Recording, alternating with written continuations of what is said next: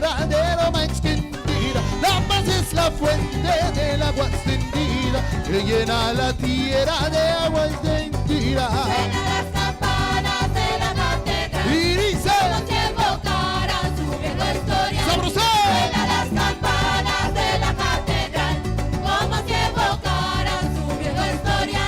La paz es la estrella que ilumbra el sendero, de la cantina cantando el obrero. La paz es la estrella que ilumbra el sendero, ando de Sancita cantando el obrero. Suenan las campanas de la catedral, Y dice, como se evocarán su vieja historia. ¡sabroso! Suenan las campanas de la catedral, como se evocarán su vieja historia.